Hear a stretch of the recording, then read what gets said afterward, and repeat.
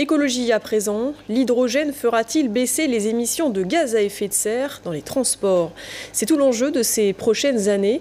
C'est déjà le cas dans beaucoup de pays européens. Qu'en est-il en Indre-et-Loire? C'est notre focus de ce soir. L'hydrogène à la pompe, c'est pour bientôt. Direction Sorigny, sur le site Isopark. Voitures et camions munis d'une bonbonne d'hydrogène pourront se recharger en H2. Derrière cette nouveauté pour le transport dans le Val-de-Loire, les collectivités s'engagent dans la transition énergétique. Et comme souvent quand c'est nouveau, le principal frein, c'est le coût. Explication, Romain Delville. D'ici le début d'année 2019, cette station sera la première de la région Centre-Val de Loire à produire, stocker et distribuer de l'hydrogène vert pour les véhicules idoines. Vert parce qu'il sera produit par électrolyse à partir de panneaux photovoltaïques. Le principe, c'est d'utiliser de l'eau, H2O pour ceux qui se rappellent leur cours de physique-chimie, d'isoler le H2, le dihydrogène, qui peut alors servir de carburant aux véhicules électriques et faire passer leur autonomie de 400 km à 750 km.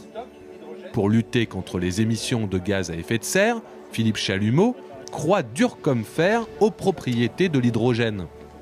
C'est une molécule qui est présente partout, qu'on arrive à travailler sur le plan énergétique beaucoup mieux aujourd'hui, qui est vertueuse puisqu'elle évidemment dégage pas de CO2.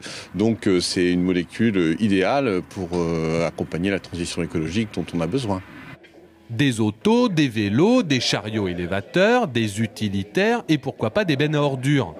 Comme souvent en matière de véhicules onéreux mais vertueux, ce sont les collectivités qui montrent l'exemple. C'est pourquoi la métropole de Tours, qui compte une 50aine de camions poubelles, devrait en commander dans les années à venir. Le frein, c'est le prix.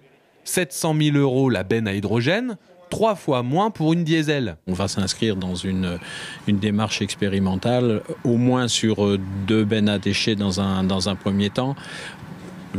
Sur les bus, effectivement, il y a aussi des réflexions. On a mené des études sur le passage au GNV, à l'électricité. Il faut aller vers la transition énergétique. Il faut observer aussi les conditions financières parce que, bien évidemment, ça a un impact, comme vous le savez, sur la fiscalité. Et actuellement, les citoyens y sont attentifs. Et le train dans tout ça? La région serait pour l'hydrogène ferroviaire sur les lignes TER non électrifiées, d'autant qu'elle finance un programme de recherche et développement autour de l'hydrogène. Le programme Lavoisier, sur le site du CEA à Mons, pour un financement de près de 20 millions d'euros pour la région. En ligne de mire, Tours-Chinon, Tours-Loche et Tours-Château-du-Loir. Sauf qu'avant de mettre des bonbonnes d'hydrogène pour alimenter une locomotive, il faudrait que les rails eux-mêmes soient refaits. La compétence de réfection des lignes, c'est l'État. Donc, mais la région est consciente que ces lignes sont importantes pour la population et a proposé à l'État de financer en partie avec l'État la restauration de ces lignes. Donc nous attendons cette réponse et tant que nous n'avons pas la réponse, il est difficile de se positionner sur les trains à hydrogène. En France, les premiers trains qui circuleront à l'aide de l'hydrogène sont prévus pour 2022, avant un grand renouvellement des trains régionaux à l'horizon 2030.